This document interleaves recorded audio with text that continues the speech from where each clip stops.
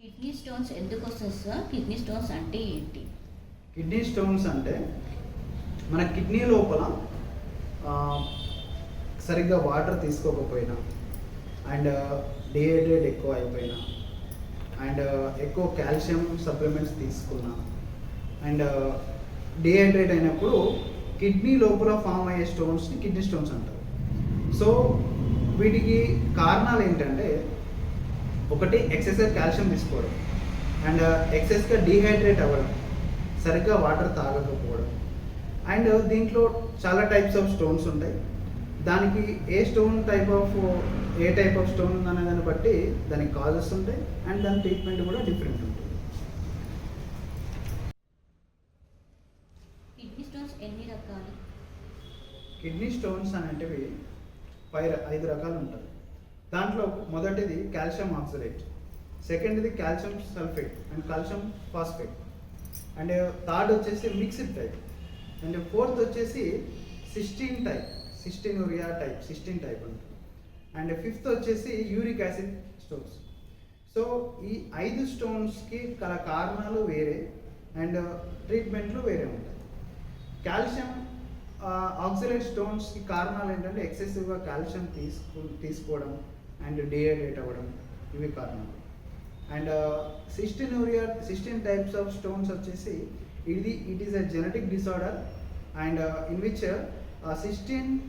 16 is frequently passed through the urine. 16 is a amino acid and it is frequently excreted in the urine. And uric acid crystals are formed due to impaired elimination from the kidneys. Kidneys correct eliminate చేయకపోవడం వల్ల form అయ్యే stones అన్నమాట. Kidney stones రాకుండా తీసుకోవాల్సిన జాగ్రత్తలు ఏంటి sir? And పాటించాల్సిన habits ఏంటి సార్?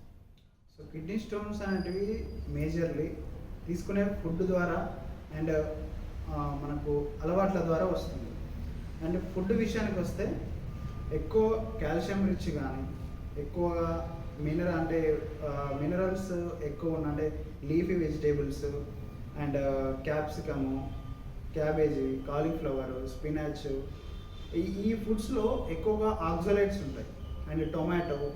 సో వీటిలో ఆక్సలేట్స్ ఉంటాయి. సో ఈ ఆక్సలేట్స్ ఎప్పుడైతే కాల్షియంతో కంబైన్ అయిపోతాయో కాల్షియం ఆక్సలేట్ స్టోన్స్ ఫామ్ అయిపోతాయి. సో ఈ ఫుడ్ తీసుకున్నప్పుడు కానీ అండ్ యాజ్ ఎ రెగ్యులర్ మనం యాక్టివిటీలో 3 to 4 లీటర్స్ అనేటివి వాటర్ మనం తీసుకున్నట్లయితే ఈ కాన్సన్ట్రేటెడ్ యూరిన్ ఏదైతే ఉందో అది డైల్యూట్ అవుతూ ఉంటుంది.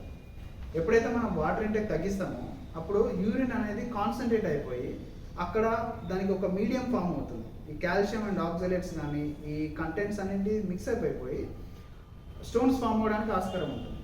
సో మీరు ఒక్కొక్కసారి తిన్నప్పటికీ కూడా ఎక్సెస్ ఆఫ్ వాటర్ తీసుకోవడం వల్ల ఆ మార్బిడ్ కంటెంట్స్ అనేటివి ఎలిమినేట్ అవ్వడానికి ఆస్కారం ఉంటుంది. సో ఈ spinach, cauliflower, cabbage, milk products ఇవన్నీ తినకుండా ఉండాలి.